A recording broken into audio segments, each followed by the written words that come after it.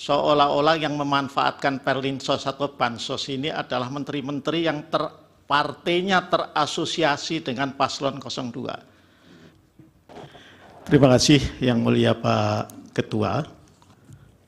Terima kasih kepada Pak Menko PMK, Pak Menko Perekonomian, Ibu Menteri Keuangan dan Ibu Menteri Sosial atas paparannya tadi. Saya ingin melakukan beberapa pendalaman untuk keperluan yang tadi telah disampaikan oleh Yang Mulia Prof. Arief Hidayat, karena memang Mahkamah harus menjawab apa yang didalilkan oleh para pemohon PHPU nomor 1 dari paslon 01 dan pemohon PHPU nomor 2 dari paslon 03. Karena itu ada sejumlah hal yang memang perlu didalami untuk menjadi pengayaan bagi Mahkamah di dalam nanti menyiapkan pertimbangan hukum yang akan menjadi dasar dari putusan Mahkamah. Yang pertama saya mohon perkenan pada Pak Menko, Pak Muhadjir. Ini saya agak grogi ini kalau ngadepi Pak Muhadjir ini, karena tenang menghanyutkan. Saya ingin memulai dari kerangka hukum tentang Bansos ini. Dari kerangka peraturan teknis. Ada peraturan Menteri Keuangan nomor 254 tahun 2015 tentang belanja bantuan sosial pada kementerian negara dan lembaga yang kemudian diubah dengan PMK nomor 228 tahun 2016. Ya.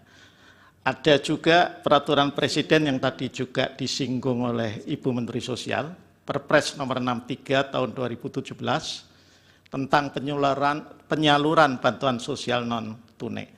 Nah, dari kedua peraturan ini yang tadi juga telah Pak Menko PMK, Pak Menko Perekonomian dan Ibu Menkyu dan Bu Mensos paparkan tadi, bahwa Bansos ini merupakan program ya, TUSI juga, tugas dan fungsi lintas kementerian dan lembaga.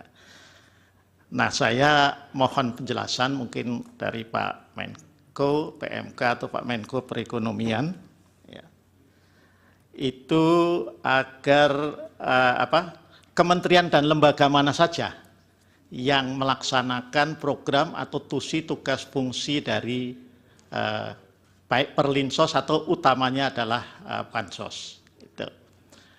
Karena ini agar jelas, karena kan selama ini kan terkesan bahwa seolah-olah yang memanfaatkan Perlinsos atau Bansos ini adalah menteri-menteri yang partainya terasosiasi dengan paslon 02. Padahal sekilas saya lihat, Perlinsos atau Bansos ini kan ya juga ada di kementerian yang menteri-menterinya itu juga terasosiasi dengan paslon-paslon yang lain, baik paslon 01 maupun paslon 03. Jadi ini biar clear itu.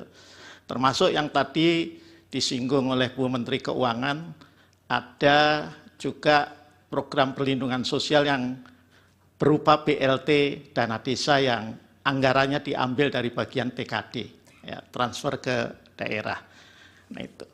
Yang kedua untuk Pak Muhadjir, saya membaca di Perpres nomor 63 tahun 2017 di pasal 14 itu dibentuk tim pengendali pelaksana penyaluran bansos yang anggotanya begitu banyak menteri, ya, begitu banyak menteri. Saya tidak tahu apakah menteri-menteri ini itu juga yang kementerian dan lembaganya, tidak hanya menteri dan lembaganya ini mendapatkan program atau memiliki TUSI bansos itu tadi. Ya, mohon penjelasan tentang pengendalian yang telah dilakukan.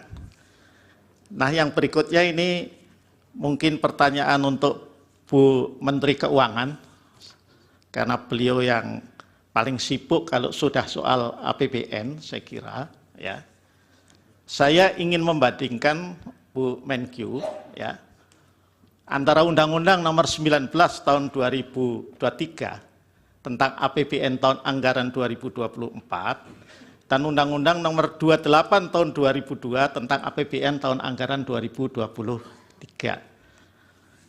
Ini ada pertanyaan ya yang dalam sidang-sidang kemarin itu juga muncul. Mengapa setelah COVID, justru pandemi COVID dinyatakan berakhir, tetapi Perlinsos termasuk bansosnya itu naik? Sebagai gambaran, pada awal COVID ya, tahun 2020, anggaran Perlinsos ini 498, puncak COVID 2021 468,2, kemudian ketika tahun lalu 443,4 triliun 2023 dan kemudian ini kembali naik 496. Tadi sih memang sudah dijelaskan karena faktor El Nino. Tapi apakah itu hanya satu-satunya faktor? Karena prasangkanya suudonya ini dikaitkan dengan pemilu 2024.